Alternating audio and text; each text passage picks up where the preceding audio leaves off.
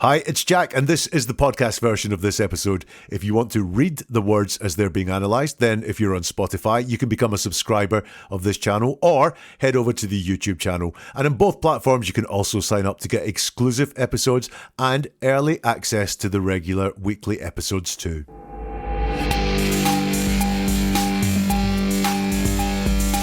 Karen Reid is being retried. She is accused of murdering her boyfriend, John O'Keefe. But is witness Jennifer McCabe the head of a conspiracy to cover up for the real murderer? And just how independent is the supposedly independent defence expert? By very popular demand, that's what I'll be asking in this episode. Are you asking me if I made a Google search at 2:27? Yes. I don't know what time I was searching. So you didn't delete text? I think I just told you that, yes, I did delete the text. You didn't tell me, but you just did now. Thank you. Welcome to Never a Truer Word, where we look at the words that people choose to use to see if they're telling the truth, the whole truth, and nothing but the truth. What I do here is different from anywhere else because I'm going to strip away everything apart from the words that are said, then use my process of statement investigation to give you the key to seeing where deception could be happening, where the truth is, and also the motivations of a person. Now, this week I have had a lot of demand to look at two witnesses in the Karen Reid trial, Dr. Wolfe and also Jennifer McCabe. So let's do them. Let's dial down the noise and the tribal nature that this case has sprouted and get down to what they said in court. Now, what we're going to be looking at here is one particular principle, something that's really useful to know in life, but also useful to know if you like watching trials or you're committed to watching the rest of this trial. That is, in general, we prefer to tell the truth. As people would much rather tell the truth. Now, that doesn't mean we're going to say the whole truth. That doesn't even mean we might give misleading truth, but it's going to be something that we're going to deal with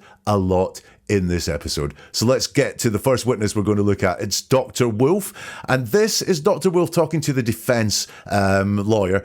So this is a friendly conversation. This is almost like a baseline for Dr. Wolfe. Now, we hear about baselines a lot in body language. That's not so important when we're looking just at the linguistics and the words that someone uses, but just examine Dr. Wolfe here, kind of just talking to a friend. Have any discussions with you about the substance of that report to the United States Department of Justice?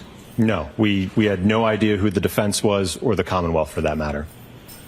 And when you took the stand in the voir dire testimony in the first trial, before you took the stand, did you have any discussions with any member of the defense about the substance of that report?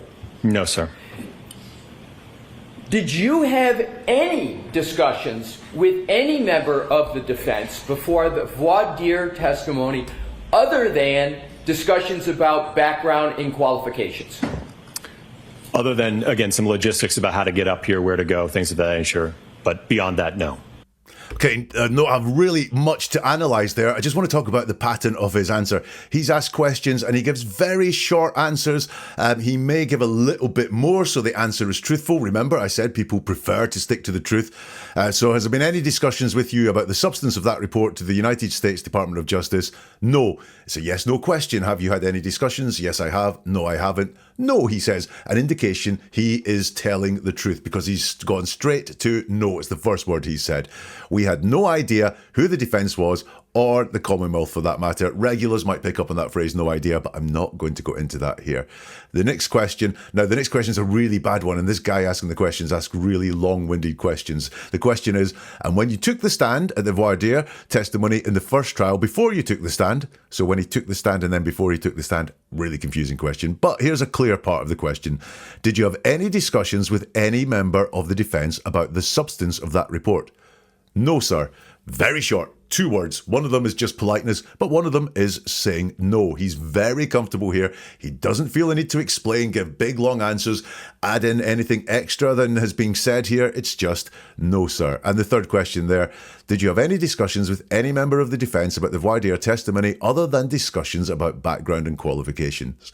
And he says, he says, other than, again, some logistics about how to get up here, where to go, things of that nature, but beyond that, no. So he's done the no there. It's at the end of the answer, but he does provide a little bit more information. It's called going extra, and that is to clarify the answer. So if he just said a straight no, based on what he says there, that would be a misleading answer. So he's gone fuller, and he said that, yes, there were also some logistics about how to get up here, where to go, things of that nature, but beyond that, no. So when he is being friendly, when he's not under attack or worried about his answer, he's very straightforward. He provides a little bit more context, but factual context, but he is yes or no with the questions. So very, very simple.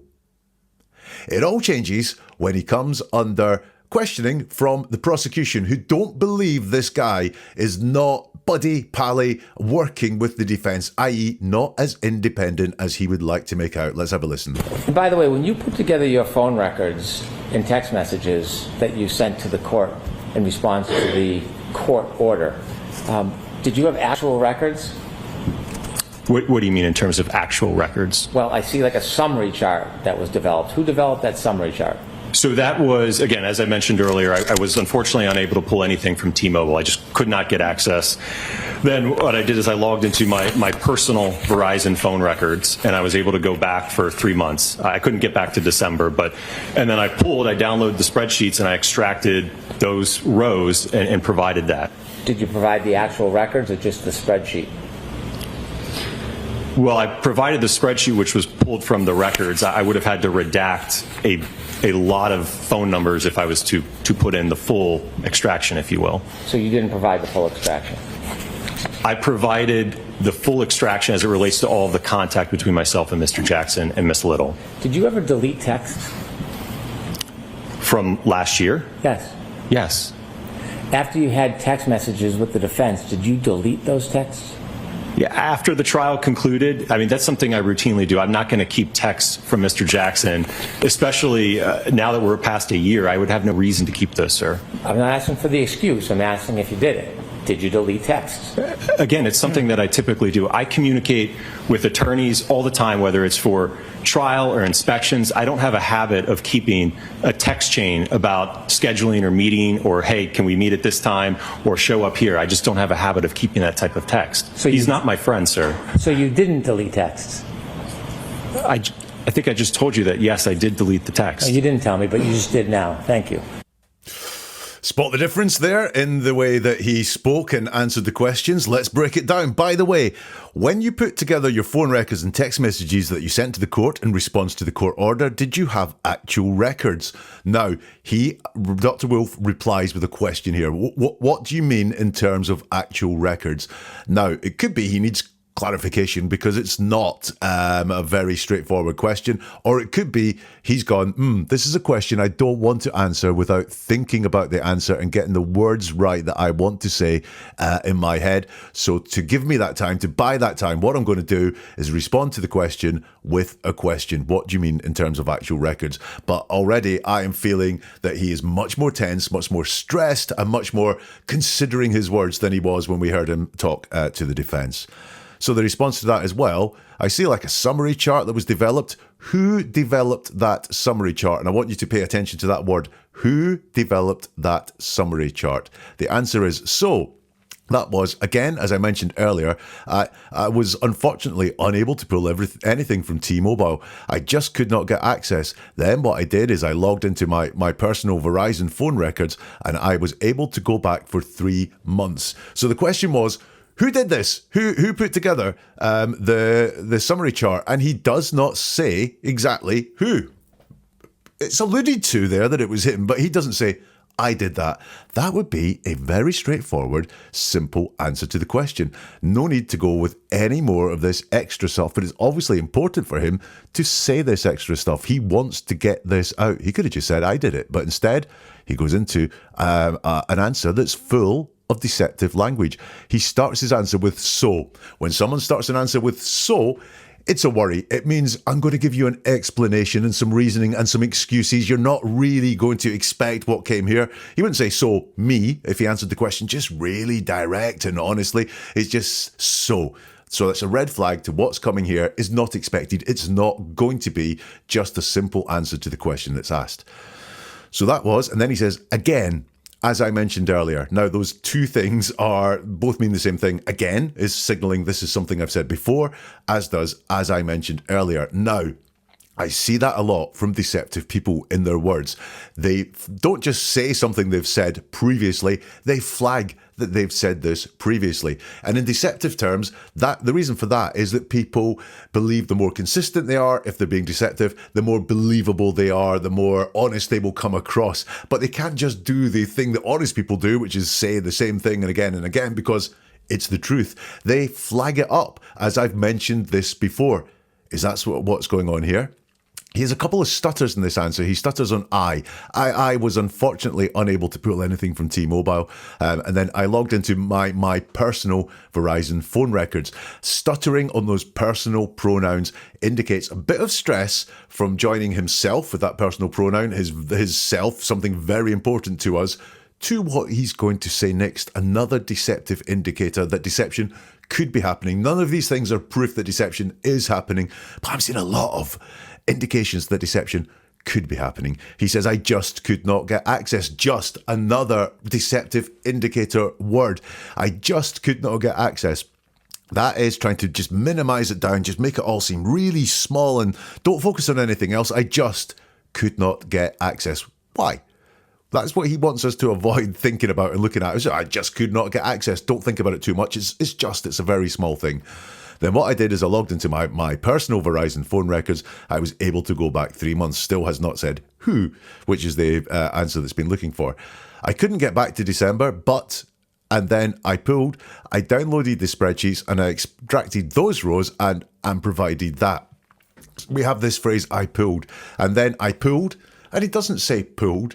He says, I downloaded the spreadsheet. So he was going to say, I pulled something. Potentially, I think, just from what comes later, he was going to say, I pulled the relevant details or the ones that I wanted to share, not everything. But that would make him look like he is being selective about the information that he is sending through. So he changes it to a much wider word. I downloaded the spreadsheet and I extracted those rows and provided that. So those rows, again, is just saying, and he's being upfront about this, that he only provided certain information, but he wants it to seem like he was being really, really helpful, rather than it appearing that he was being very selective about the information that he passed on. He's asked, did you provide the actual records or just the spreadsheet? And he starts his answer with, well, exact same thing as so. I'm not going to give you a straight answer. I'm going to give you an explanation. And that's what we get. Because look, if he was just giving a straight answer, did you provide the actual records or just the spreadsheet? He could say, I provided the actual records or I provided the spreadsheet. Instead, we get a word salad. I provided the spreadsheet, which was pulled from the records. And we've got that word pulled again. So he really, I don't know what he is, but he's done some sort of scientist. So pooling data might be a thing that he does. It's regularly in his vocabulary. I provided the spreadsheet, which was pulled from the records. I would have had to redact a lot of phone numbers if I was to put in the full extraction, if you will. Lazy. I'm only kidding. So he's asked, so you didn't provide the full extraction? A yes/no question. Yes, I provided the full extraction. No, I didn't provide the full extraction. He says, I provided the full extraction as it relates to all the contact between myself, Mr. Jackson, and Miss Little. So what he's actually saying there is, no, I didn't provide a full extraction, but he doesn't say the word no. He tries to say he provided a full extraction and then qualifies it down. As it relates to all the contact between myself and Mr. Jackson and Miss Little. Now, that is just very vague. It's not, I provided the full extraction of everything between myself, Mr. Jackson, and Miss Little. It's as it relates to the contact between myself and Mr. Jackson and Miss Little. And no, he doesn't say as it relates to this case or people involved in this case. It's just to people. Those may be the only two people he contacted, but he's very specific about what he says there. He's very qualified in here about this full extraction. He wants to appear as helpful as possible without saying how limited in scope he has been with what he's passing on. He's asked, did you ever delete texts? And he answers with a question again, which is buying him some thinking time, or he wants to qualify what he says. Did you ever delete texts from last year? Is the question he asks. The attorney says yes. And he replies, yes, right? Now that is an example of what the truth sounds like. Did you delete texts from last year? Yes. Really simple. He is saying outright, I deleted texts from last year. Very truthful, very honest. That's what the truth looks like. It's just a yes to a yes/no question. He's then asked, after you had text messages with the defense, did you delete those texts? He says, yeah, after the trial concluded. Now, again, that's what the truth looks like. And like I said at the beginning of this episode, people in general prefer to tell the truth. And he's telling the truth here. Yeah, after the trial concluded. And then he goes on extra, because that is all that is needed to answer that question. Did you delete those texts? Yeah, after the trial concluded. And he goes on extra to explain away these deleting of the texts. Obviously, a bit sensitive to him, and he wants to get ahead of this and get his story out there. And he says, I mean, that's something I routinely do. I'm not going to keep texts from Mr. Jackson, especially now that we're past a year. I would have no reason to keep those, sir. What do you notice about that? Because I noticed something interesting about it, which is that he doesn't say this is something I always do. He doesn't say this is my regular practice. What he says is this is something I routinely do. So he doesn't say that he did it actually in this case. He doesn't really, well, he does talk about that, but then he makes it sound really normal. But it's not something he always does. It's something he routinely does, which is slightly different. We all routinely do things, but the reason we say we routinely do it is because sometimes we fall out of that routine. And I'm not going to keep texts. I'm not going to keep texts. Not, I just didn't keep texts from Mr. Jackson. I deleted the text from Mr. Jackson. I'm not going to keep texts from Mr. Jackson, especially now we're past a year. I would have no reason to keep those, sir. I want to notice, by the way, the trial day was last summer, so we're not past a year yet, Mr. Wolfe or Dr. Wolfe. Just put it out there that you might be making things sound a little bit more innocent than they were with all of that. The attorney says, I'm not asking for excuses. I'm asking if you did it. Did you delete the texts? And Dr. Wolfe's answer is, again, it's something that I typically do. I communicate with attorneys all the time, whether it's for trial or inspections. I don't have a habit of keeping a text chain about scheduling a meeting or, hey, can we meet at this time or show up here? It's a yes/no question. Did you delete texts? He has already said yes. However, his answer just is a conflation of some of the deceptive indicators we've seen before. He starts with again. So this is him saying, I've said this before, I'm saying it now. Then it's something I typically do. Again, this is like routinely. He's not saying he does it all the time. He's just saying it's something he typically does. And he says, I don't have a habit of keeping a text chain. Again, that means, habits are something that we do more often than not, but we don't do them all the time. So he wants to make this whole deletion sound normal, but he doesn't talk here specifically about the text. In this case, it's just typical text, a habit that he's in of communicating with attorneys all the time and then deleting their text. But he doesn't say that's exactly what he did in this case. So he really wants to make this sound normal, just something that he usually does, instead of just going, yeah, I deleted texts all the time, or yeah, I deleted these texts, I didn't need them anymore. He wants to really explain it and make it sound easier. He finishes that answer by saying, I just don't have a habit of keeping that type of text. He's not my friend, sir. So the not my friend is unasked for, but this is now showing that he is uneasy about any insinuation that he is friendly with the defense attorneys. But we have the word just again. I just don't have a habit. Again, it's this habit of keeping text, but habit is something that happens most of the time, but not all the time. But he's really talking in general about what he does, not about this specific incident that he is being asked about. So he's then asked by the prosecution lawyer, so you didn't delete the text? And he says, I think I just told you that. Yes, I did delete the text.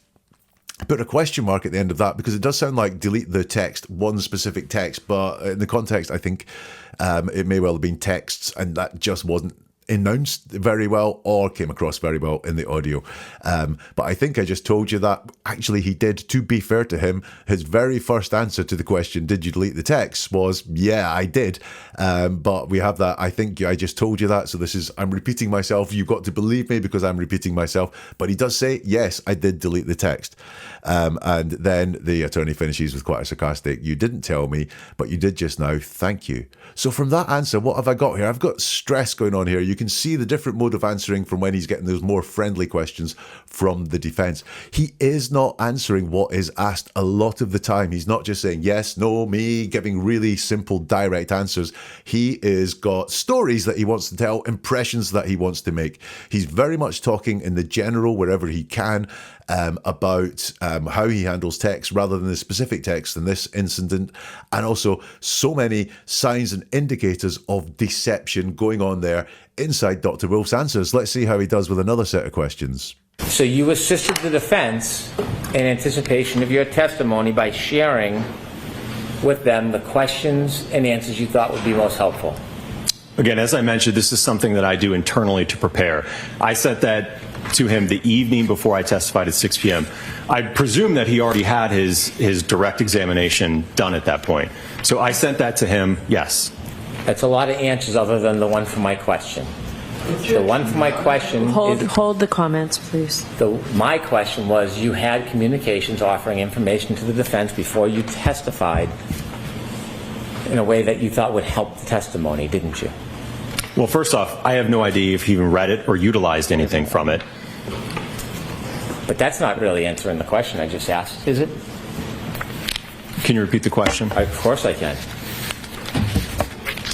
So when you sent a direct examination to Attorney Jackson before your testimony, you communicated with Attorney Jackson providing information that you thought would best help your testimony in court. Well, I think ultimately it's to help the jury understand my report and my analysis. Do you think it's helpful not answering the question and just diverting every time I ask you something? Do you think that's helpful? Do you want to answer my question or do you want me to move on?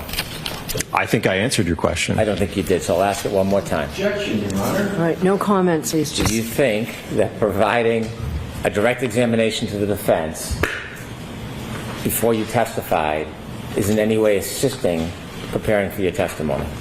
Again, I don't know if he even utilized it, sir. And certainly if the Commonwealth had reached out, they could have gotten a copy of that as well. It would have been the same exact outline whether I testified on behalf of the defense or behalf of the Commonwealth. I love a good testy court exchange, don't you? Let's dive into it. The question. So, you assisted, by the way, the question starts with so you assisted the defense in anticipation of your testimony. A little tip in life, if someone is answering, talking to you and they start with so, it's an indication that they're going to twist your words around, take what you've said and then put words into your mouth. I think that's what's going on here. So, you assisted the defense in anticipation of your testimony by sharing with them the questions and answers you thought would be most helpful. Dr. Wolfe's reply is, again, as I mentioned, this is something that I do internally to prepare. I sent that to him the evening before I testified at 6 p.m. I presume that he already had his direct examination done at this point, so I sent that to him, yes.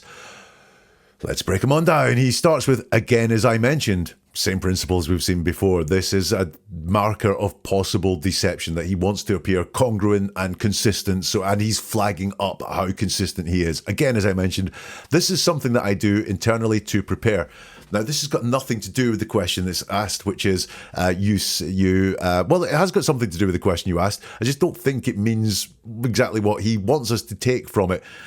This is something I do internally to prepare. So what he's saying is, yeah, I sent the questions. This is something I do internally to prepare. I sent them to him the evening before I testified at 6 p.m. I presume that he had already had his direct examination done at that point. So I sent that to him, yes.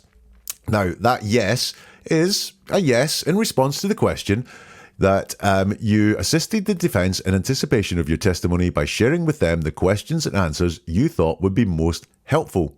Yes, the yes is in there. So it's an embedded admission that he helped or thought he was helping the defense. Although it's very strangely worded, this is something I do internally to prepare, but then send them external. Don't know. And why was he sending suggested questions and answers when he thought that, presumed that he already had his direct examination together? Doesn't make a lot of sense. We get a great bit of word salad from the attorney. That's a lot of answers other than the one for my question. My question was, you had communications offering information to the defence before you testified in a way that you thought would help the testimony, didn't you? Dr. Wolfe says, well, first off, starting again, saying there's an explanation coming here, not just a straightforward answer. Well, first off, I have no idea if he even read it or utilised anything from it. I always point out in many episodes that be wary of that phrase, I have no idea. He will have an idea. He sent the guy questions and answers. Was he asked those questions or not asked those questions? He will have an idea, but he wants to remain sort of away from all of this. So he says, I have no idea. We very often have an idea. And so why he would have no idea here, I don't know. So when you see that phrase, I have no idea, as opposed to I don't know, then it's a red flag for something going on. And there is seriously basis to consider something is going on there, because he would have an idea as to whether he was asked questions he suggested or if he wasn't. I have no idea if he even read it or even utilised anything from it. It's put to him, but that's not really answering the question I just asked, is it? So he says, can you repeat the question? Question to a question, buying some thinking time. Of course I can. So when you sent a direct examination to Attorney Jackson before your testimony, you communicated with Attorney Jackson, providing information that you thought would best help your testimony in court. And he says, well... Got a well again, so this is an explanation coming. I think ultimately it's to help the jury understand my report and my analysis. Fine answer, apart from that phrase, ultimately. Ultimately is the very end of things. It's the finality of it all, but there are stages in between now and ultimately. So again, I think that he did send this report to help the attorney, and maybe what was going on was he thought, I'll give him some suggested questions so the jury can get the most from the evidence that I have to give. But he's not quite saying that, is he? He's saying that he said yes to, did you do this to help? And now he's saying, ultimately, I want to help the jury explain my report and my analysis. But he's not saying that he's leaving room for other things to be possible in between. He's asked, do you think it's helpful not answering the question and just diverting every time I ask you something? So this guy's could do one of my courses, this attorney, or could have done one of my courses, because he's noticing this diversion and not straightforwardly answering the questions. Do you want to answer my question, or do you want me to move on? He says, I think I've answered your question. I don't think you did, so I'll ask it one last time. Do you think that providing a direct examination to the defence before you testified is in any way assisting preparing for your testimony? It's a yes-no question, and we don't get a yes or no in the answer, so there's something going on here. Again, I don't know if he even utilised it. He's so focused on this, whether this was utilised or not, which is completely irrelevant to the question. The question is, were you seeking to assist? Were you trying to help out? And he cannot deal with that part of the question. And then he diverts again. And certainly if the Commonwealth had reached out, they could have got a copy of that as well. It would have been the exact same outline whether I testified on behalf of the defence or on behalf of the Commonwealth. So we've just got a big diversion here. Him saying, again, it's very much like this is something that I normally do, so there's nothing suspicious here. But he's not saying that there. So in that part there, he avoids the question that he's asked, apart from an embedded answer inside there. He diverts, and he diverts on whether what he sent was used rather than the intention of sending the report to Attorney Jackson.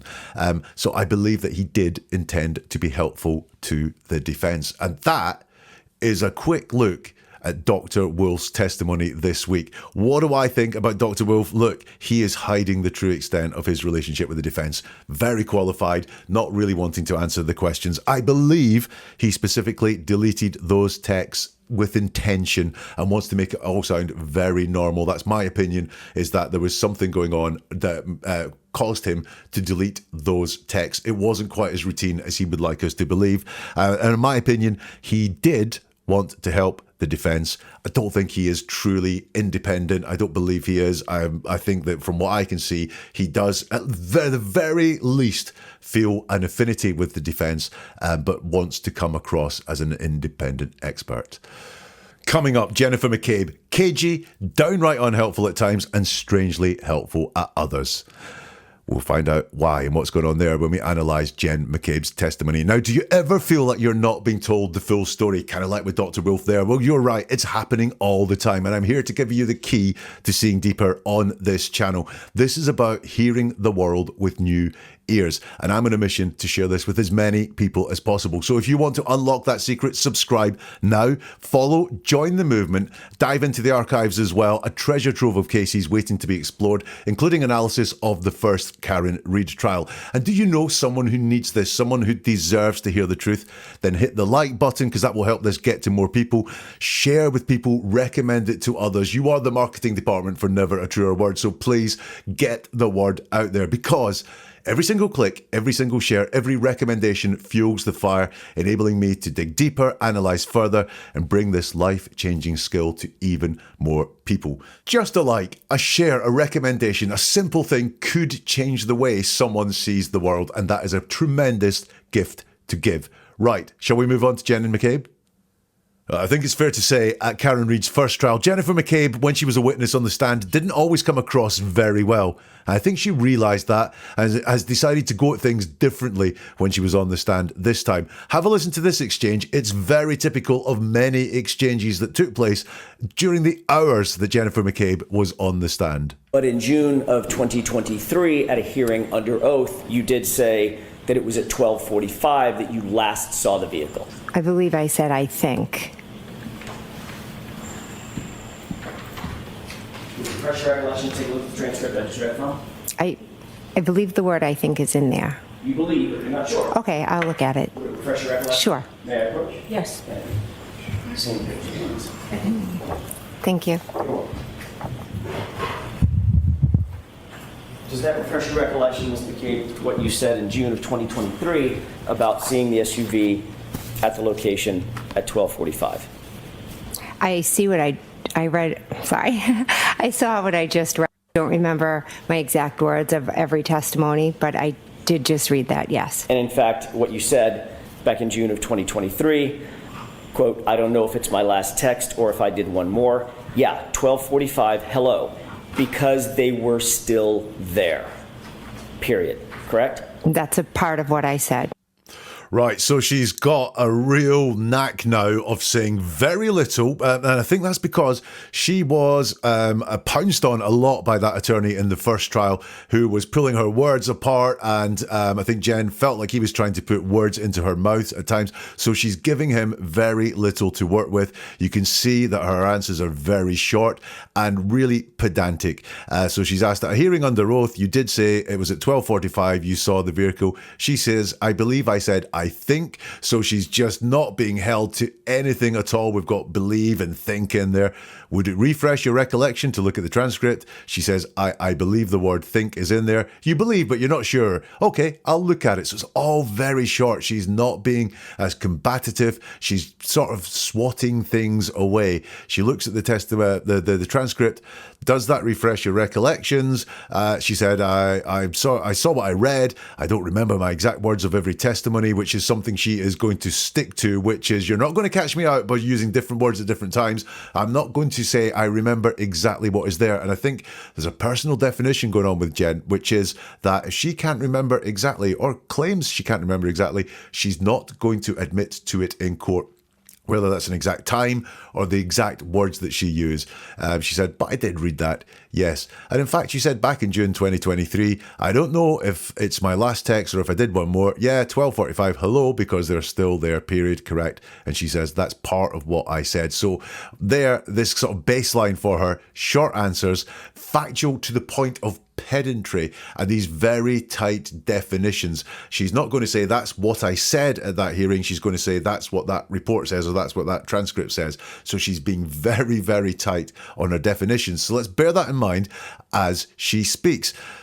The first one we're going to look at is when she talks about being on the scene at the time and how she was acting, what was going on, and how Karen Reid was. And what happens next? More officers begin to come, fire and EMT, so the scene becomes active with a lot of different presence. John, I think they lift John onto a board at one point. The officers are asking us questions. Karen's kind of coming over, talking to the questions, and then kind of just running away, and then she just runs back over. She's doing a lot of screaming, a lot of repetitive, is he dead, is he dead, is he dead? Could I have hit him? Did I hit him? Kerry, I think, Kerry's off kind of making phone calls, I believe, to John's family. The first question that's put to her there is, and what happens next? And she says, more officers begin to come, fire and EMT. So the scene becomes active with a lot of different presence. I think they lift John onto a board at one point. This is all in the present tense. Not what we expect when someone is recalling past events. It's in the present tense. Why? Well, one of the reasons why might be the question is asked, and what happens next, not what happened next. And therefore, it's informing her to be in the present tense when she is answering the question. Another reason for that can be trauma. Another reason for using the present tense to talk about past events is you're making it up. It's deceptive. And we don't know why that is. There's obviously trauma involved. The question is in the present tense, but this is very, very much in the present tense when she's talking. She continues in the present tense. The officers are asking us questions. Karen's, which is Karen is, kind of coming over, talking to the questions, and then kind of just running away, and then she just runs back over. So we've got that present tense there, and we've got a lot of vagueness. Karen's kind of coming over. You didn't see that when she was being very pedantic with the defense attorney earlier, this loose talk, this vagueness. Karen's kind of coming over, talking to the questions, kind of just running away, and then she just runs back over. So she's in a very different mode here when she's talking to the prosecution here.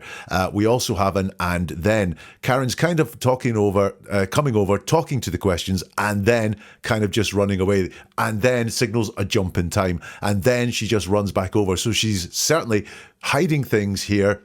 Maybe for brevity, maybe because she considers the things that she's jumping over with it and then not as important as saying what Karen was doing, and Karen being slightly erratic and kind of bizarre behaviour that she's attributing to Karen here. And we have the words just again. Just running away, just runs back over. It makes me think there was a lot more going on there, but she's only choosing to tell us a very small part of it. She's doing a lot of screaming, present tense as well, doing a lot of screaming, but we've got the word doing in there as well. Why doesn't she just say Karen's screaming? Instead, it's doing a lot of screaming, a lot of repetitive, is he dead, is he dead, is he dead? Could I have hit him? Did I hit him? Kerry, I think, is making, and again, we're still in the present tense, Kerry's making phone calls to John, I believe, John's family. So this is a very, very curious way of talking about what was happening and what happens next. She talks in the present tense. It feels constructed to me that she wants the most important thing to her is not the functional things about what happened next. What is most important is talking about Karen being here, there, and everywhere and acting erratic, if you like. It also feels very condensed, as if she's skipping over anything that she doesn't want to talk about. Might not be important. It might just be things she doesn't want to talk about. She wants to get across two things for me: Karen's behaviour and this sort of mania around Karen, and also the fact that there was a dead person. John was there, and Kerry is off making phone calls to that family. So let's get some more from Jem. When the defendant was speaking to the first responder, the woman, were you near? Yes. Did you hear or do you remember the defendant saying anything to the first responder? Yes. What did she say? She told the first responder, I hit him, I hit him, I hit him. When she told the first responder, I hit him, how did you react? I was startled, kind of like, what are you saying? What are you talking about? Did you say anything to the defendant? I think after the second or third time she was saying it, I was like, Karen, like, what are you saying? Why were you trying to interrupt her? Because I thought she was just talking crazy, and I'm saying, why is she saying she hit him? So Jen is asked there, when the defendant, that's Karen Reid, was speaking to the first responder, the woman, were you near? Jen says, yes. Once more, just like with Mr. Wolfe or Dr. Wolfe, this is what the truth sounds like, that yes, she was near when Karen was talking to a first responder. I believe that it really did happen. That doesn't mean the rest of it is believable or true, but it means that she was near the first responder when Karen was talking to the first responder, in my opinion, just from that simple yes. Did you hear or do you remember the defendant saying anything to the first responder? She says yes again. Very, very simple answers. This is what the truth sounds like. I believe she heard Karen say something to the first responder. What did she say? She told the first responder, I hit him, I hit him, I hit him. That's very straightforward as well. She told the first responder, I hit him, I hit him, I hit him. So I would not be able to poke any holes in that whatsoever for deception or so on. It's very straightforward that she is saying, I heard Karen say that to the first responder. She's then asked, when she told the first responder, I hit him, how did you react? And here we go again with this sort of vague language. I was like startled, and startled is something that Jennifer wants to get across a lot when she talks. We will see it come up, startle and surprise, shock. Quite often, she really wants to get across the fact that what happened that morning was a shock to her. Kind of like, so we've got, I was like startled, kind of like, what are you saying? What are you talking about? Now, this is interesting, and you will find this in your own life, that people will say, I was kind of like, what are you saying? What are you talking about? Now, kind of like means it didn't quite happen, but was she saying that out loud or was she saying that in her head? I very often find that when people say, I was like, what are you saying? What are you talking about? It feels like they're saying, I said this out loud. The reality is that they didn't say it out loud. They just kept it in your head. I think that's potentially what's going on here with Jen, is she was thinking these things but not saying them out loud. Did you say anything to the defendant?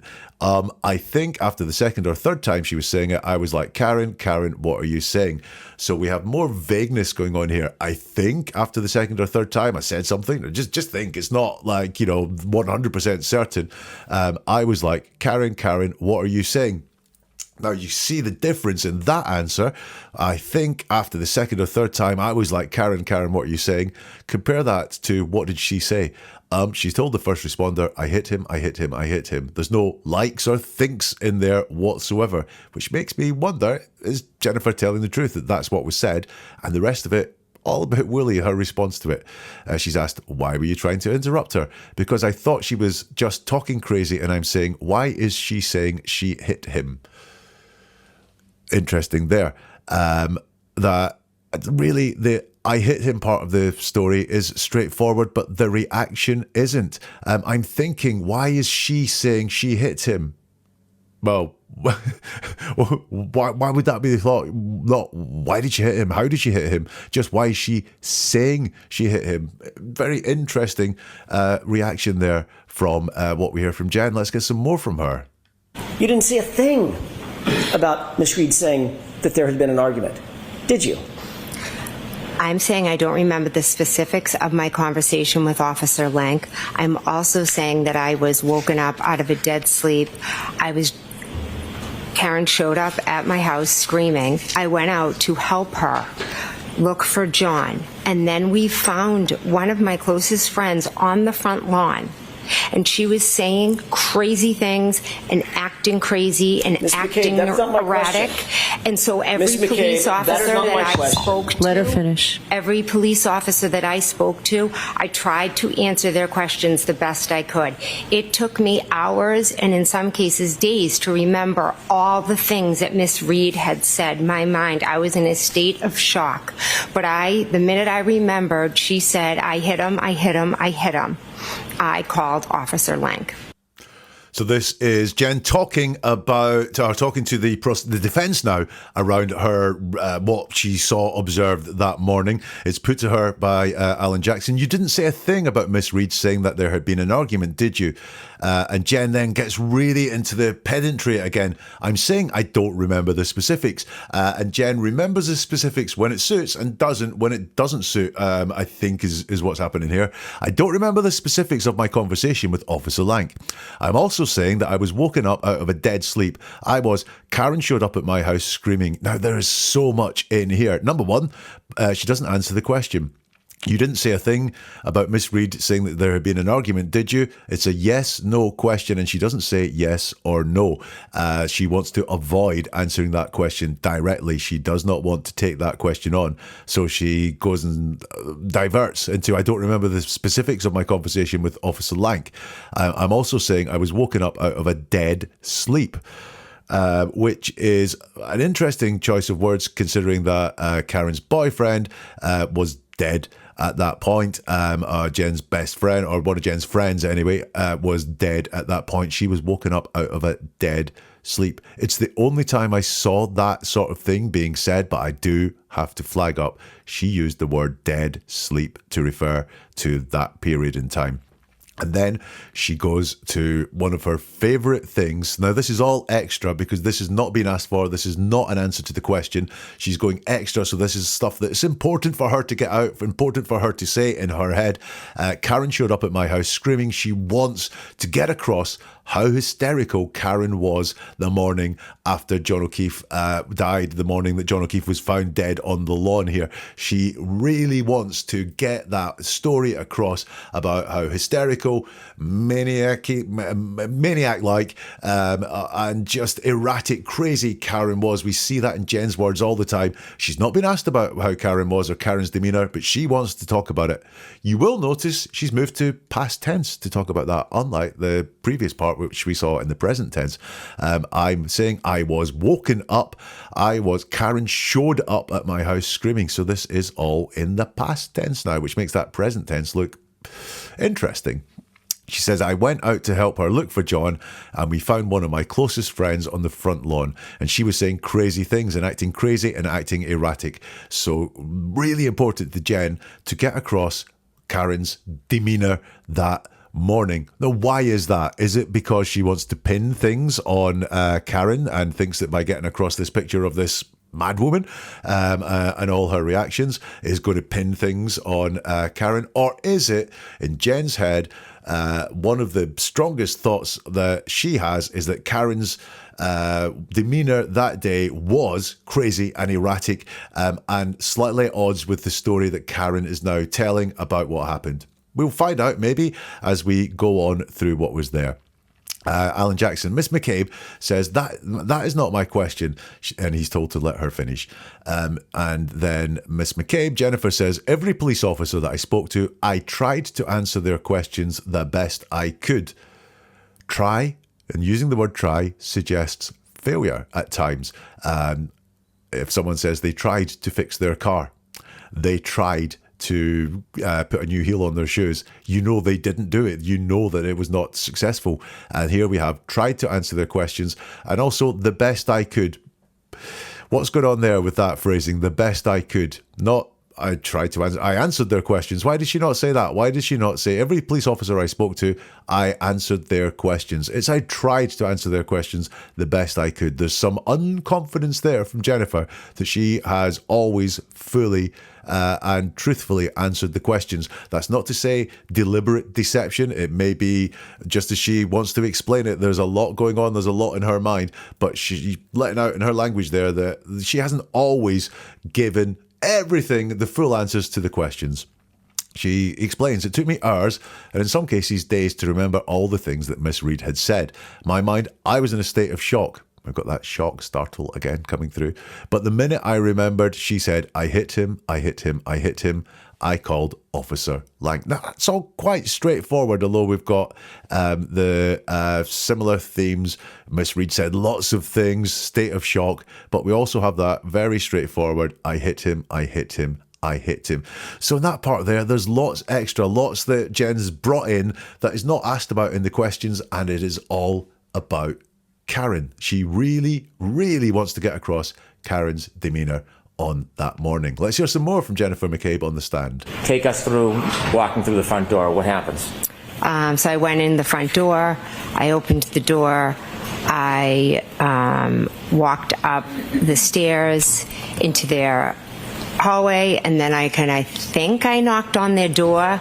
Bedroom door? Their bedroom door. And then I opened the door. I went in, and I walked over to the bed, and I was like, Brian, Nicole, because I was in a position where I felt like the world was going on around me, so much was happening, but I also was aware that I was just about to wake up two people that are sound asleep, and they're going to see me standing over their bed and be startled, wondering, what am I doing here? So what happens? So it took a minute or two, and then Brian woke up, and he immediately was like startled and was like, Jennifer, what's going on? What are you doing? And then I believe I tried the best I could to say what was going on. I think I said, we found John. You don't need to describe again, but I want to know their reaction and your interaction with your sister and Brian Albert. They woke up startled and confused. Did you have a conversation with them? Yes. How long was that conversation? Brief. They got up, got dressed. I spoke to them. And where did you go and where did they go? Then all three of us went down the stairs. The upstairs to the downstairs? Upstairs to downstairs, yes. And upstairs is the second level, is downstairs the first level? Yes. As you come down the stairs, can you see the front door? Yes. Is there anybody in the house at that point? I saw Officer Lank. In the house? Yes. Do you know if he had been invited in? I have no idea. When you came down the stairs and saw Officer Lank, where was your sister and Brian Albert? They were walking with me down the stairs. Did you see whether or not the officer spoke with your sister and your brother? He did. I'm sorry. He did, yes. Were you there during that conversation? No. So this is Jennifer talking about going into the house. John O'Keefe has been found dead on the lawn. She's going into the house of her sister and brother-in-law to tell them what has happened. The prosecutor asks the question, take us through walking through the front door. What happens? And he's asking that question again in the present tense, just like we saw earlier. However, this time, and this is an indication that there was something going on earlier, she answers with past tense, what we would expect. I went in the front door, I opened the door, walked up the stairs into their hallway, all in the past tense. And it will continue, I think, all the way through in the past tense. Obsession with doors. I went in the front door, I opened the door. I kind of knocked on their door. Now, I've got something kind of interesting there is I went in the front door, I opened the door. That's out of time unless there's got one of those double door arrangements where there's like a front door and then another door into the house. I don't know, but it does feel a little bit out of time to me. It would be I opened the door and then went in the front door. That to me would be a proper telling of that. So slightly out of time, that one, I think. I walked up the stairs into their hallway and then I kind of think I knocked on their door. That's very vague. I kind of think I knocked on their door. She's asked bedroom door, and again the obsession with doors continues. Their bedroom door. And then I opened the door. Just kind of opened the door. Okay, I opened the door. I went in and I walked over to the bed and I was like, Brian, Nicole, because I was in a position where I felt like the world was going on around me. So we've got this obsession with doors carrying on. I was in a position where I felt like the world was going on around me. So much was happening, but I also was aware that I was just about to wake up two people that are sound asleep and they're going to see me standing over their bed and be startled, wondering, what am I doing here? Now, this is reassuring to me because truthful people don't mind letting us in on their thought process at the time when they're telling a story. I was thinking this, I was thinking that. And that to me is reassuring. It's also bringing a bit of emotion to the story. We've had a lot of process, almost like stage directions of doors, coming to doors, opening doors, knocking on doors, walking upstairs. It's almost like a script of stage directions. Then she brings a little bit of thought and a little bit of emotion in there as well. You will notice we've got the word startled in there as well. She continues to say, she then asks, so what happens? Present tense question again, but she answers in the past. So I kept. It took a minute or two and then Brian woke up and he immediately was like startled and was like, Jennifer, what's going on? What are you doing? Now, that minute or two, how sound sleepers are these guys? Interesting. In the first trial, Brian Albert said he kept his phone on his bed in case any of his children wanted to call. That's not what a sound sleeper would do, I don't think. But it took a minute or two for them to wake up. Could be, but yeah, interesting. And then again, we have startled there. And then she says, and I believe I tried the best I could to say what was going on. I think I said we found John. Interesting word choices there. We have very much like this. I believe I tried to tell the truth. I believe I tried the best I can to say what was going on. So tried doesn't always say success. And I think I said, we found John. Now, is she just short-circuiting there because the Alberts shouldn't know that John was missing? No, she said, we found John on your front lawn.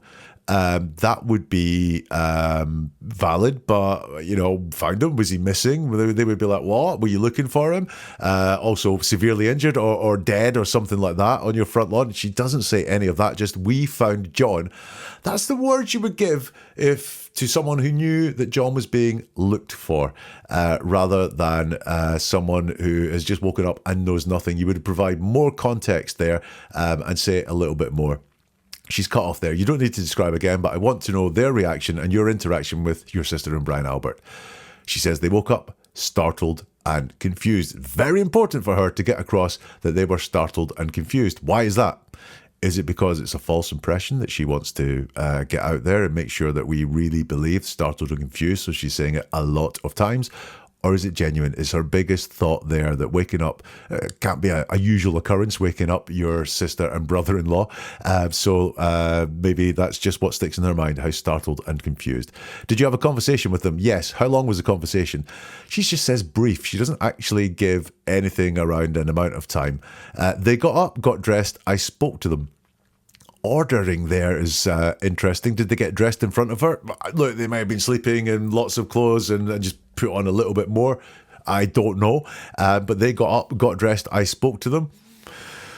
Is that how it went down? And where did you go and where did they go? She says, then we all three of us went down the stairs. Now, she's very keen to make sure that it's known that all three of them went down the stairs together. Then we all three of us went down the stairs. Is that just her wanting to be really full in her answers? Or is there something more going on there that she really wants us to believe and know? But she's why she's emphasizing it was all three of them went down the stairs. We've got a strange part to define what upstairs and downstairs is. But, she does look when she's asked. And upstairs is the second level, is downstairs the first level? Yes. One word answer. Obviously the truth. Upstairs is, whatever. You come down the stairs, can you see the front door? Yes. Again, it's a very truthful answer. And she's asked, is there anybody in the house at that point? And she says, I saw Officer Lank. Now, there's a slight mismatch between the question that's asked and the answer that's given. Is there anybody in the house at that point? Now, that's a yes-no question. Should just be a yes, but she wants to kind of race ahead there a little bit and say it was Officer Lank.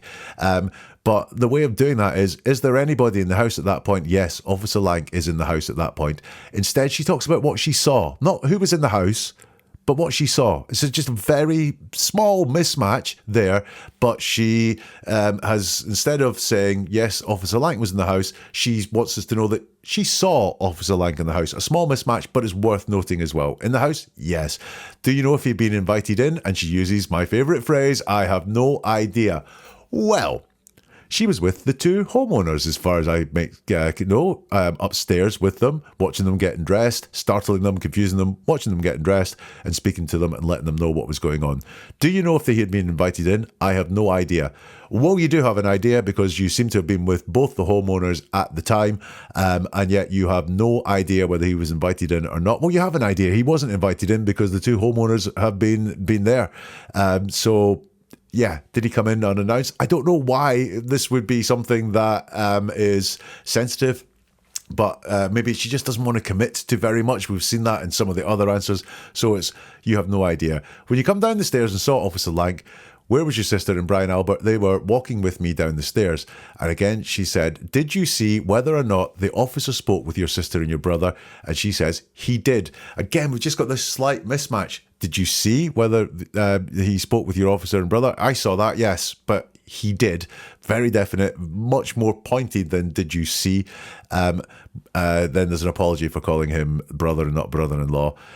Were you there during that conversation? She says no. So that very simple, straightforward answer, no explanation given. Hello, Dr. Wolfe. Nothing at all. It's just a no. So in this part here, it's a very detailed walkthrough to going up to their bedroom, all about doors and process and so on. Very important for Jen to convey confusion and surprise in the house that morning as well, which I think is very interesting given the context of what is going on. Let's hear some more from Jen on the stand. About every 2.5 minutes or 2.7 minutes, your phone is calling John O'Keefe's phone, correct? Correct. You've previously explained what you attribute to those phone calls. Is that right? Yes. What's your explanation? I think I was going back and forth to the door. I was texting him. I think I put my phone in my pocket. I think I inadvertently maybe have called him. What did you call it at the last hearing? I believe I called it a butt dial. And it's not just one butt dial, correct? There could be multiple, yes. 7 butt dials in the course of 19 minutes, less than 20 minutes, correct? That evening, I wasn't paying attention to butt dials or calls. I was going back and forth, listening to music, being with family. So if I inadvertently called his phone, I did. Not inadvertently called him once, 7 times, correct? According to you. According to the record. And we only know about these calls because you're looking at an extraction of John O'Keefe's phone, correct? Correct, but I also turned over my phone, so you could have gotten all of that off of my phone as well. And you're well aware that an extraction was done on your phone and not one of those butt dials appears on your phone extraction, correct? Objection. Are you aware of that? I am not aware of that. Lots to dig into here as we talk about the infamous butt dials. When she first testified in the first trial about the butt dials, I found a lot of the language around them deceptive. I really wasn't sure that she was being totally 100% honest about them at the first trial, in my opinion. So how does she do with these butt dials at the second trial? Let's dig into that. The first few questions are answered with her standard way of dealing with the defense when she's been asked questions, which one-word answers, very qualified as well. So your phone is calling John O'Keefe's phone, correct? Correct. You previously explained that you attribute those phone calls. Is that right? Yes. What's your explanation? And she says, I think I was going back and forth to the door. I was texting him. I think I put my phone in my pocket. I think I inadvertently maybe have called him. So much there, so many I thinks, so woolly, so vague. I think I was going back and forth to the door. I was texting him. That's straightforward. I think I put my phone in my pocket. I think I inadvertently maybe have called him. So it's very vague. Look, whatever is going on with her, she does not want to commit to saying I actually did something, bar I was texting him. That's the only thing that she is admitting to very straightly there. She thinks she was going back and forth. She thinks she put her phone in her pocket. She thinks inadvertently maybe have called him. So she doesn't want to commit to anything around these butt dials here at all, but she will say that she was texting him. She's asked, what did you call it at the last hearing? She says, I believe I called it a butt dial. And it's not just one butt dial, correct? And she says there could be multiple. Yes, that was multiple, Jen. You could have just said that. 7 butt dials in the course of 19 minutes, less than 20 minutes, correct? She could just say correct here, but she's a bit rattled now, and when she gets rattled, that's when she goes and gives extra. That's when she goes and gives the words that we can dig into. She says, that evening, I wasn't paying attention to butt dials or calls. I was going back and forth. We have that back and forth phrase again, that she wants to say she was going back and forth. If you watch the full trial, you would have a bit more context to know what she means by that back and forth. However, in this part here, she's just using back and forth. She's not really explaining what back and forth means in the context of these butt dials. In other words, she doesn't join up the thought that she was going back and forth with butt dials, which is interesting that she's not. I was going back and forth, looking at my phone as I was going back and looking at. She doesn't do any of that at all. She just tells us she was going back and forth. Listen to music, being with family. So if I inadvertently called his phone, I did. And she's committing to something there, which is the fact that she might have inadvertently called the phone. Inadvertently, not mistaken or errors or anything like that. But it doesn't answer the question. 7 butt dials in the course of 19 minutes. We are no wiser to the answer of that question from the answer that she gave there. She says, not inadvertently called it. Sorry, she's asked, not inadvertently called him once, 7 times correct, according to you. And Jen then goes into her, I'm committing to nothing at all. I'm going to be very pedantic and say, according to the record, which is her answer. It's then put to her, and we only know about these calls because you're looking at an extraction of John O'Keefe's phone, correct? She says, correct. And she could have left it at that. She could have just said, correct. However, she says, but I also turned over my phone, so you could have gotten all of that off of my phone as well. Now, let's just look at the question and answer here. And we only know about these calls because you're looking at an extraction of John O'Keefe's phone, correct? And she says correct. So she is agreeing that we only know about these calls because we're looking at an extraction of John O'Keefe's phone. So she's agreeing with that we only know about these because of John's phone. Nothing to do with her phone. But then she decides she's going to go extra again. But I also turned over my phone, so you could have gotten all of that off of my phone as well. Well, that means that we only know about these calls would not have been quite correct there. Well, let's put to her, you're well aware that an extraction was done on your phone and not one of those butt dials appears on your phone extraction, correct? So if that is correct, if that point there is correct, then Jen agreeing correct, we only know about these because we looked at John O'Keefe's phone and we wouldn't have got this from your phone, is correct, but she wants to give us the impression that all this stuff is on her phone. But you'll notice that she doesn't lead by saying all this is on my phone. She wants to lead by saying, what a good person I am. I turned over my phone is the first thing that she says. So this is all about the image that, look, this is how helpful I am. I turned over my phone. There's an objection, but the judge says to Jen, are you aware of that? That is, are you aware the extraction was done on your phone and not one of those butt dials appears on your phone extraction? She says, I am not aware of that. I'm not sure this is quite true because it was covered ad nauseum at the first trial that her phone extractions, there were certain calls and so on missing or had been deleted from her call record on her phone. And she says, I am not aware of that. And what makes me think, apart from logic and knowing things, what would make me think that's not right is this non-contraction. She doesn't say, I'm not aware of that. And she's been using contractions very often. We saw, for example, she said, Karen's doing something, not Karen is doing something. She says the very more formal, I am not aware of that. And when someone uses that formal language, it can be an indicator of deception. And they believe that as part of their deception, if they talk formally, that it sounds more forcible, more true if they say it formally and say, I am not aware of that. So she's continuing to talk about the butt dials. It's a really sensitive area for her. As you can see, she feels they need to be defensive at points. They need to be extra at points. She keeps talking about this back and forth, but she's adding no context as how this back and forth contributed to butt dials. And she is aware that those calls were not on her phone. Let's get some more on her talking about these butt dials. Your phone required some sort of biometric interaction with the phone, otherwise known as Face ID. Or you put in a code, correct? Yes, or I could have been texting, and then after I texted, the phone was open, and I could have accidentally called John. That happens to me all the time. It also requires you to open the phone app, correct?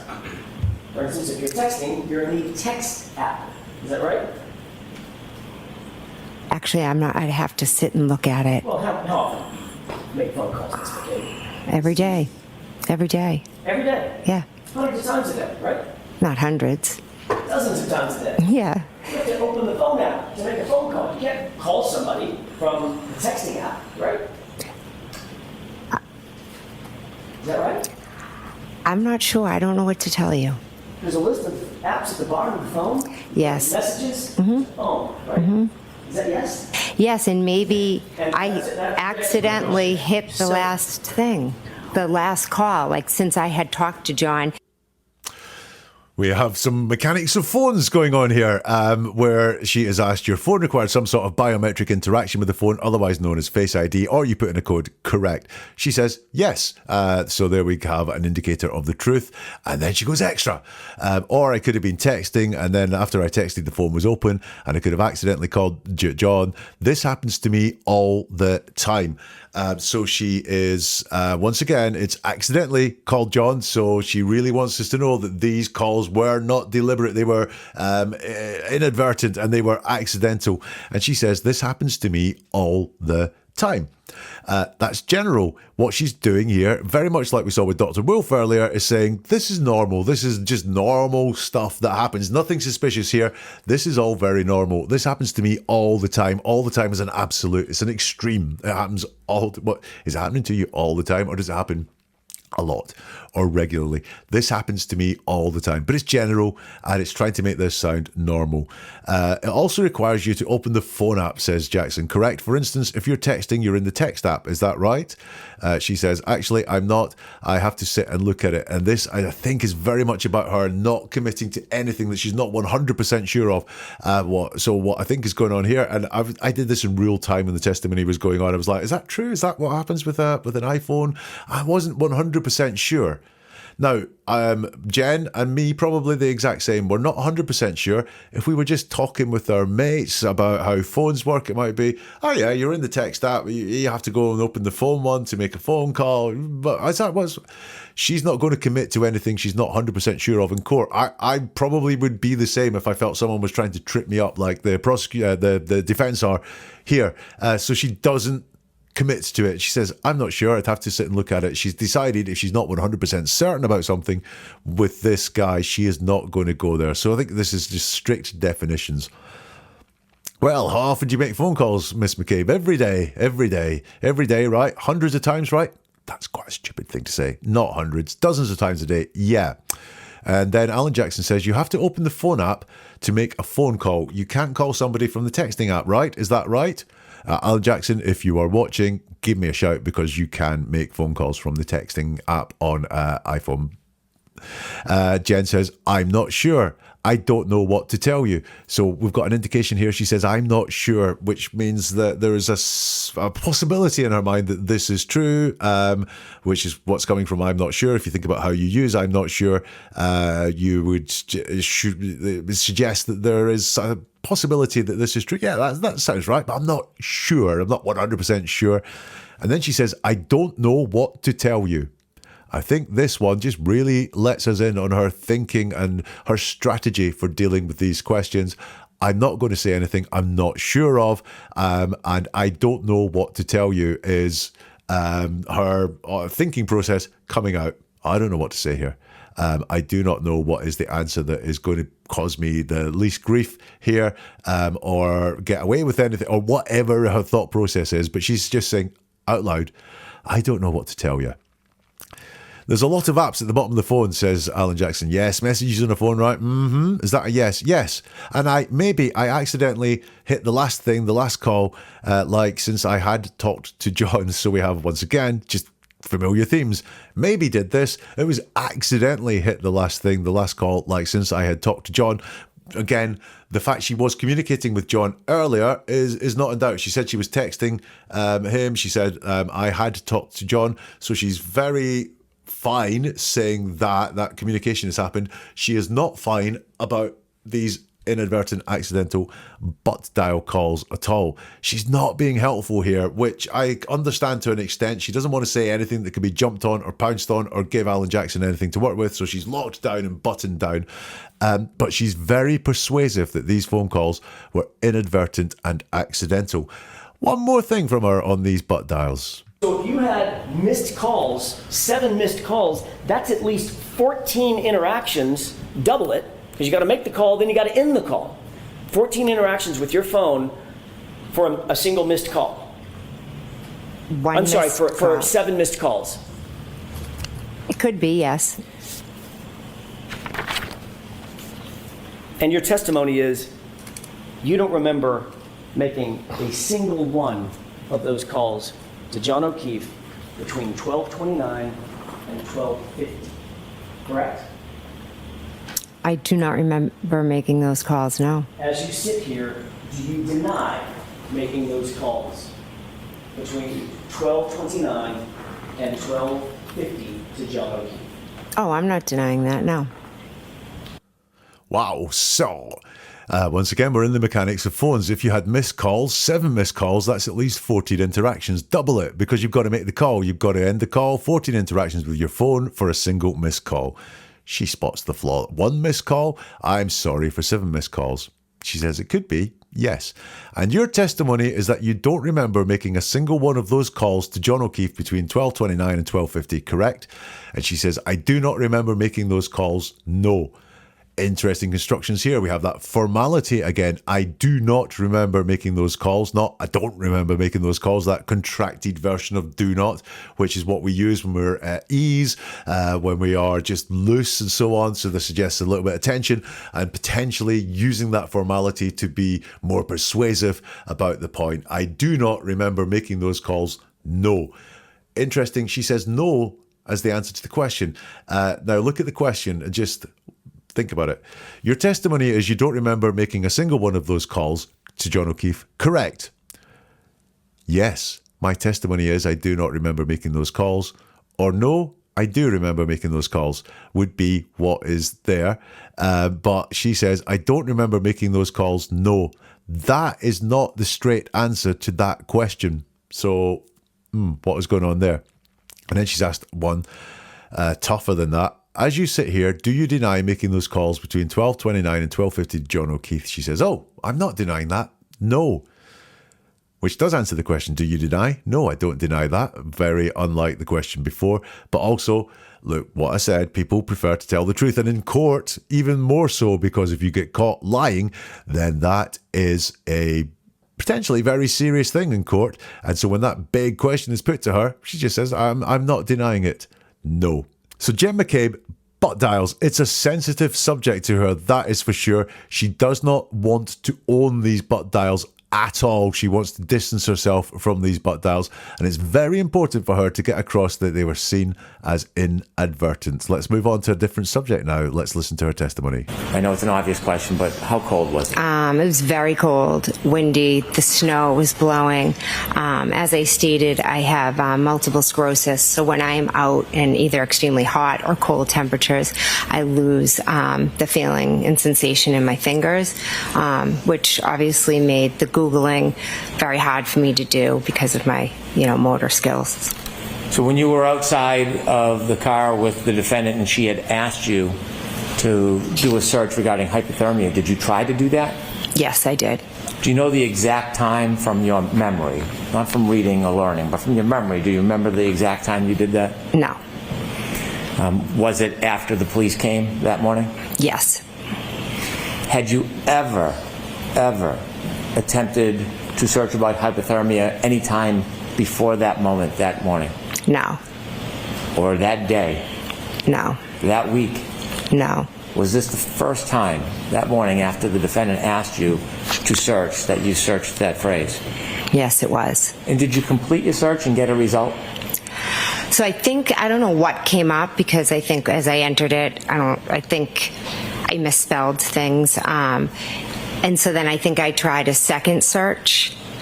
And again, I don't think I even paid attention to what came up because we were already on to the next thing. Karen was already moving and screaming about, the next thing to Kerry. Are they working on him? Is he dead? So we're now on to the Google search that is the subject of a lot of controversy around this trial. The question is put to her by the prosecution, so this is where she feels a little bit safer. I know it's an obvious question, but how cold was it? And her answer is, it was very cold. So that is the answer to the question. How cold was it? It was very cold. And she goes on to answer with a lot more detail about things she wasn't asked about. And this is her in storytelling mode, because once she said it was very cold, she says it was windy, the snow was blowing. Now that could be answering about how cold it was and giving an impression that there was a biting wind and there was snow everywhere, which would make it colder. I might give her that, but everything else is extra. As I stated, I have multiple sclerosis, so when I'm out in either extremely hot or cold temperatures, I lose the feeling and my sensation in my fingers, which obviously made the Googling very hard for me to do because of, my motor skills. All extra, all storytelling, scene setting. So when you were outside of the car with the defendant and she had asked you to do a search regarding hypothermia, did you try and do that? And her reply is, yes, I did. 3-word answer, very, very straightforward. So I'm believing that answer. I cannot pick any holes in that answer.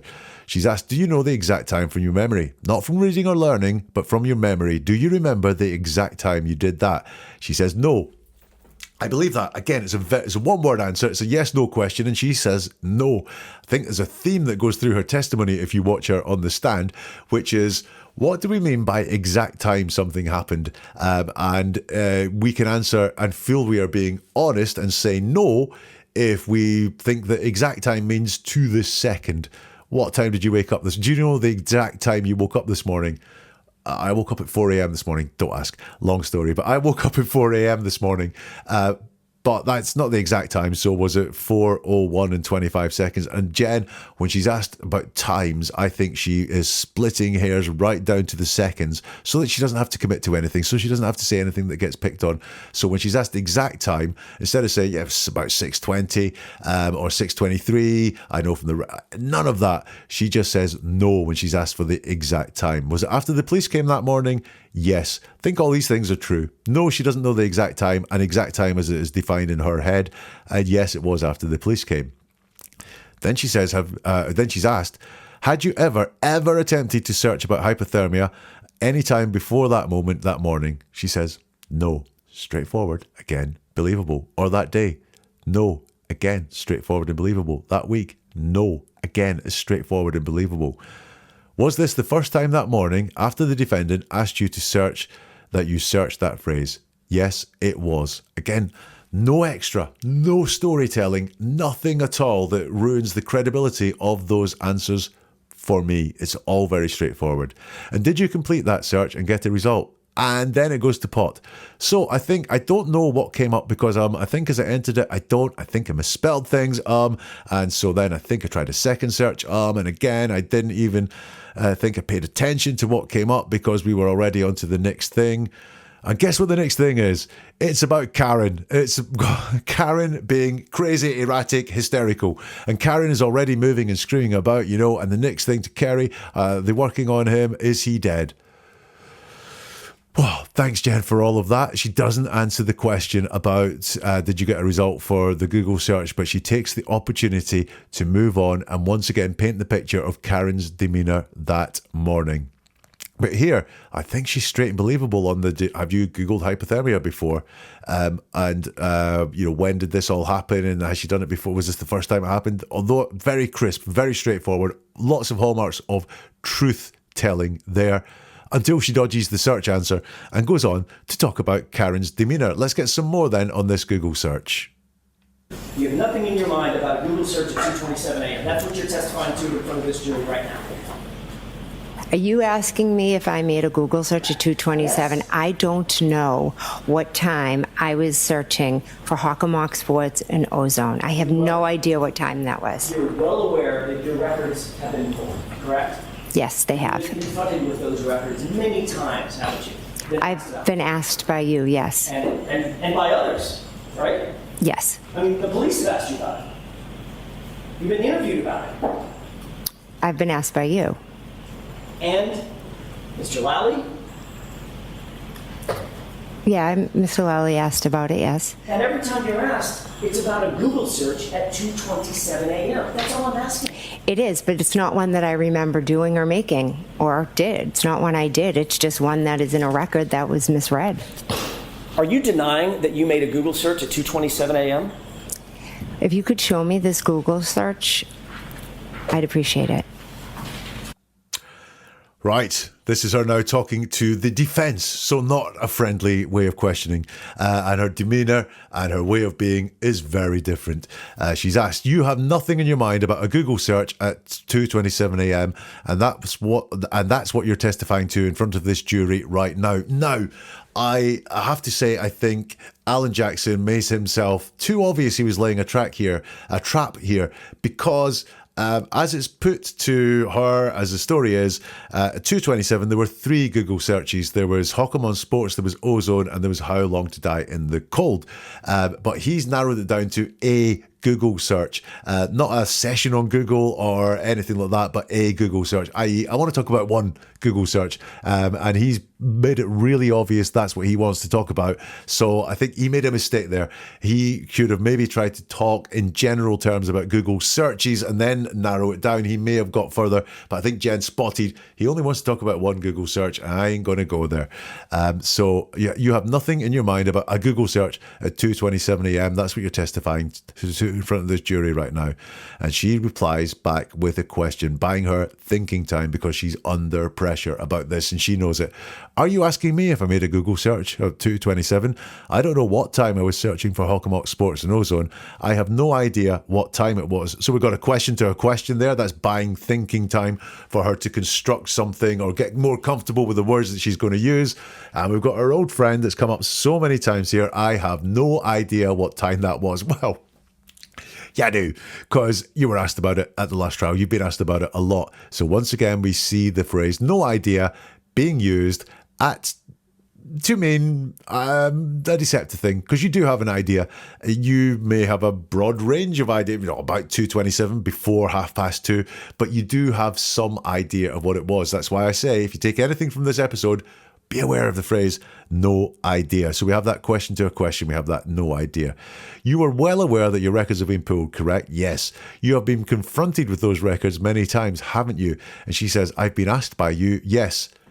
Changing the sentence, the question again. You've been confronted with those records many times, haven't you? She says, I've been asked by you. So she is taking the sting out of this, not saying I've been confronted. She's changed it to asked. And by others, right? Yeah. I mean, the police have asked about it. You've been interviewed about it. She says, I've been asked by you. So she doesn't take on anything that's sensitive there, that the police have asked her about it, that she's been interviewed about it. Instead, she just goes back again.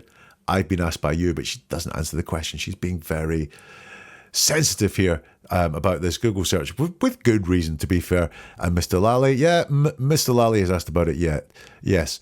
And every time that you're asked it's about a Google search at 2:27, that's all I'm asking, he says. It's not all you're asking, Alan. It is really not. It is. But it's not one that I remember doing or making or did. It's not one I did. It's just one that is in a record that was misread. Here we go. She's starting to open up. And this is the whole point of questioning her about this and keeping asking her questions to get her rattled, to say something more than just this locked down stuff. And what she says is interesting to me. It's not one I remember doing or making or did. It's not one I did. Now, what's there is straightforward. It's not very persuasive or convincing. She's just straightforward saying it's not one I remember doing or making. Now, that's interesting because you could do the search, you could make the search and not remember it, i.e. it happened, you're just claiming that you don't remember it. And then the last thing she says is, it's not one I did. So, she could have covered this all off in a much more solid way with saying, it's not a search I did. She does say that eventually, it's not one I did, but she could have just said, it's not a search I did. It's one that's in the record that was misread. So the ordering there is quite strange. It's not one I remember doing, I remember making, i.e. it could have happened, but I'm going to say that I don't remember it, or did. But it's all quite straightforward. There's not a lot of extra persuasive, in fact, there's not any extra or persuasive language there to say that I didn't do that. Once again, Jen is being very straightforward in a question and answer session where at times she is being evasive and being very qualified about what she says. There, it's a little bit more open. It's a little bit more straightforward. Alan Jackson says, are you denying you made a Google search at 2:27? Now, the trap is there because she did make Google searches at 2:27. She just wants to say not the one that everyone's interested in. And Alan Jackson should have been a bit smarter with his question in that. And then she says, if you could show me this Google search, I'd appreciate it. Which doesn't answer the question there. So in that section about the Google search, she is evasive around the Google search, but she's very sensitive to it. But I think we could say that she has every right to be sensitive, especially with such an aggressive person or aggressive style of questioning coming her way. Do you want some more on the Google search? Let's do it. You discussed it in the days following January 29th, correct? Yes. You discussed it before her testimony at the grand jury, correct? We discussed it after. We don't talk about what we're going to say before testifying or anything like that. So in the 3 months between this incident and the testimony by both you and Ms. Roberts, you two did not discuss this hypothermia issue? It wasn't an issue. It was just something she said, but we don't discuss it every day. There's no need to. I didn't ask you to discuss it every day. I asked you if you ever discussed it. Originally, yes, we did discuss it in the first days following all of And this. that would have been before either one of you testified at the grand jury, correct? Yes. And we know that you were with her during her, just before her testimony at the grand jury. Is that right? Yes. And you're certainly aware that at the grand jury, that in prior testimony, Carrie Roberts corroborated your statement that Karen Reed demanded to Google hypothermia. Objection. Ask it differently, Mr. Jackson. Are you aware that Carrie Roberts, well, let me ask it a different way. Have you and Carrie Roberts ever discussed the fact that she corroborated your statement that Karen Reed demanded that you Google hypothermia? No. She never told you that. No. Did you ever ask her that?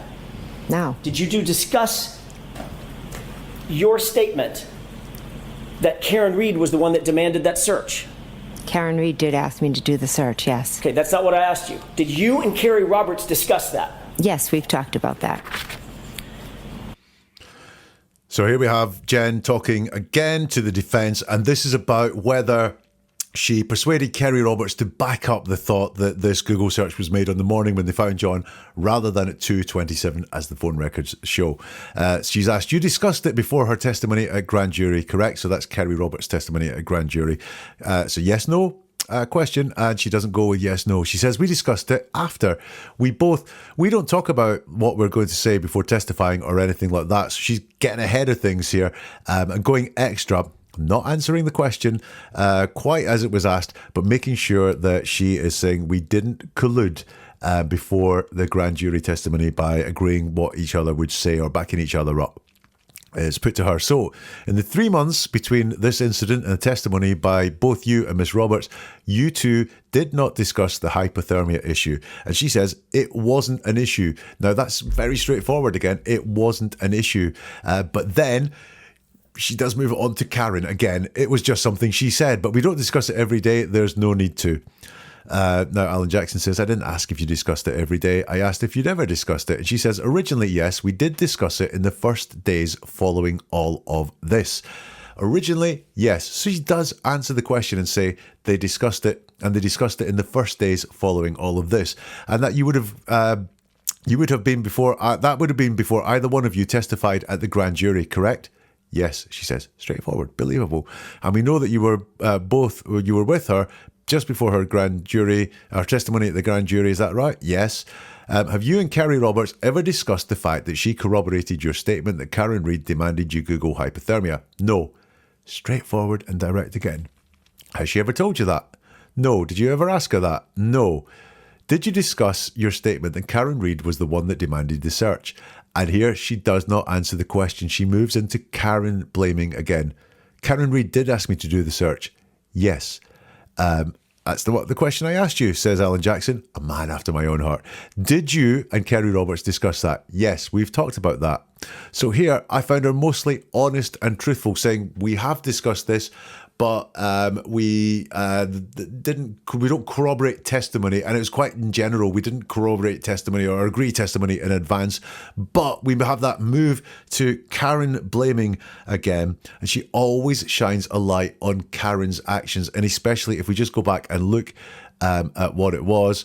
Where she started, just not going to that straightforward yes, no answer thing is, did you discuss your statement that Karen Reed was the one that demanded the search? She says, Karen Reed did ask me to do the search. So while I think there's some straightforwardness in there, is there sensitivity about that question? I think there might be. Okay. We have one last bit of Jen there, and for me, it is the most damning part of the whole testimony from Jen McCabe's side of things. Let's have a listen to this. Ms. McCabe, the fact is you instructed Carrie Roberts to say that she heard that Google hypothermia statement from my client before she testified at the grand jury, didn't you? No, absolutely not. I never instructed her to do anything. You wanted some witness to back up your story about this Google search, correct? No, absolutely not. I don't Ms. need... McCabe, It was said. Karen said it. It's that simple. so you're the only person saying that, though? Yes, and I stand by that 110%. And the reason that you wanted another witness to back up that statement is because you knew that that Google search for Hosslong to die in cold points a very uncomfortable finger right toward you, correct? I never did that search at 227. I never needed to instruct somebody. No, I'm sorry. There's that apology again. Has someone told you that you need to apologize when there's an uncomfortable question that you don't want to answer? No, Have you discussed this with anybody? no, and that's not an uncomfortable question. I'm fine to answer it. How many times did you say, I apologize yesterday in cross-examination? I didn't count. Probably more than 15, right? I have no idea. I'm just trying to answer the questions and be truthful as I can. Right. Didn't like a lot about that. Alan Jackson says, Miss McCabe, the fact is you instructed Kerry Roberts to say that she heard that Google hypothermia statement from my client before she testified at the grand jury, didn't you? Jen says no. So first of all, she does give the no to a yes-no question. And then she uses a lot of deceptive language. Absolutely not. So not just no, it's absolutely not. It's like a super no. She's trying to be persuasive here. Sorry, she is being persuasive here. I never instructed her to do anything. Interesting there. I never instructed her to do anything. Absolutely, using the word absolutely is a flag that deception could be happening. It doesn't prove that someone is lying, but it does suggest deception could be happening. And never is another one of those words. It's quite hard to define never. I never instructed her to do anything. To do anything? I never instructed her to do anything. Not I never instructed her to testify that, or I didn't instruct her to testify that. It's not a massively believable answer. There's lots of indicators of deception there. Then Alan Jackson says, you wanted some witness to back up your story about this Google search, correct? She says, no. Again, straight away, no. And then we have more.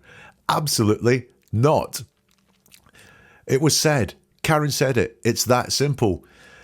It's not that simple. What she says there, it was said, Karen said it, it's that simple. That's all believable. It's all very straightforward. There's very few markers of deception in that section. It was said, Karen said it, it's that simple. However, it's not that simple. Did Kerry Roberts hear it or not? You know, Karen may have said it, but did Kerry Roberts hear it? Did you tell Kerry Roberts that's what was said? Did you ask Kerry Roberts to do it at testimony? That's what you're being asked. And instead, you're moving on to something different. Now, the something different is very believable, straightforward. Karen said it. But, so you're the only person saying that, though. It's put to her. She says, yes, I stand by that 110%. Very similar to absolutely. 110%, not just 100%, not just I stand by it, not just yes, I'm the only person saying it. I stand by it 110%. And the reason that you wanted another witness to back up that statement is because you knew that the Google search for Hosslong to die in the cold points a very uncomfortable finger right towards you, correct? And she uses the word never again. I never did that search at 227. I never needed to instruct somebody. It's no, I'm sorry. So we have two nevers there. Bit worried about that.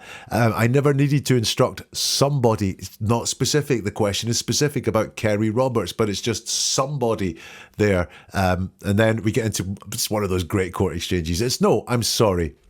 He says, there's that apology again. Has someone told you that you need to apologize when there's an uncomfortable answer that you don't want to, an uncomfortable question that you don't want to answer? She says, no. She is asked, have you discussed this with anybody? And she says, no, and that's not an uncomfortable question. I'm fine to answer it. We have, again, some straightforward things here. It's not an uncomfortable question. I'm fine to answer it, suggesting that, again, there's nothing extra. It's very straightforward. She's sure of her ground when she answers these questions. She says, how many times did you say, how many times did you say, I apologize yesterday across the table? She says, I didn't count. Once again, she's just in this mode of, I'm not going to commit to saying any more than I need to answer the question. She says, I didn't count. Probably more than 15, right? And she says, I have no idea. I'm just trying to answer the questions and be as truthful as I can. So what do we have there? Well, look, we have that I have no idea. Now, she was there yesterday. She knows how many times she said sorry, or she's a recollection of how many times she said sorry. But instead, we're going to go to that I have no idea. If you take one thing from this episode, don't trust people when they say they've no idea that they have no idea. They probably have some ideas. Just ask them, if you had an idea, what would it be? And then she gives something extra. She could have just been quiet there. But we get something that we've heard from her before. I'm just, so we've got the word just trying to answer the questions and be as truthful as I can. She's not trying to answer the questions. She's trying to barely answer the questions. I'm just trying to answer the questions. So we'll have the word trying again, like we've seen before, and be as truthful as I can. So what is going on there? Once more, as truthful as I can. Not just trying to be truthful or tell the truth as I know it or as I understand it or anything like that. It's as truthful as I can suggests to me that she cannot be fully truthful. That in her wording there, it seems to me that, she's not being able to be fully truthful, i.e. she is hiding something. So there is a very deep dive into Jen McCabe and her testimony. Look, the big question is Jennifer McCabe at the head of some multi-person conspiracy to protect the serial killer? Well, let's have a look and see what I took there. She was evasive, but much of her evasiveness can be put down to a desire not to have words put in her mouth by the defence. What we need to be aware of is that guilty people or innocent people under stress can exhibit the same signs. So a guilty person is feeling the stress because they think, this is stressful, I could be caught out in a lie. An innocent person who's being looked at potentially as they could be guilty, but they are innocent. They're all going to have stress. They're all going to exhibit very similar signs when they talk. I do sense, when Jem is talking, some construction in her storytelling, and also she has a real desire to highlight what she sees as Karen Reid's bad actions and Karen Reid's character that morning. The Google search. I want to say it wouldn't surprise me either way given the language she used, but she was very straightforward about not making it. I don't believe she made that controversial Google search at 2:27. Butt dials. Now those are different. She offers nothing on them. She offers nothing to persuade them. She does not want to engage in them at all. If you look at how much she engaged in the Google search questions and how straightforward she was on some of them, the butt dials, she wants nothing to do with them. She wants to put them far away over there and create massive difference there. So my opinion is, with Jen, that she believes Karen Reid is guilty and she wants Karen Reid to pay for what she did to John O'Keefe. Now, that desire has not served Jen McCabe well because I think she's exaggerated things at times. She's turned beliefs into certainties and sureties in the past, but now that she is under scrutiny for some of the things that she said, she has to be very careful about what she says, and that's coming through. Conspiracy? Is Jen McCabe part of a conspiracy? Look, I don't think she's part of a conspiracy to frame Karen Reid at the expense of the real guilty party, but I think very possible some collusion has happened between Jen and others to ensure that Karen Reid paid for the crime. What are your thoughts? Let me know in the comments here if you can, or you can find me on social media. All the links are at neveratruerword.com. You'll also find there loads more videos, including a playlist on Karen Reid's trial, so you can find what I think about some of the things that have happened there. You'll find a whole load of podcasts there as well. You can sign up for the newsletter, and if you want to discuss the words that people use as well, you could join the Never a Truer Word Facebook group. You can find all the details for all of those things at neveratruerword.com, and we'll see you soon for something new from Never a Truer Word.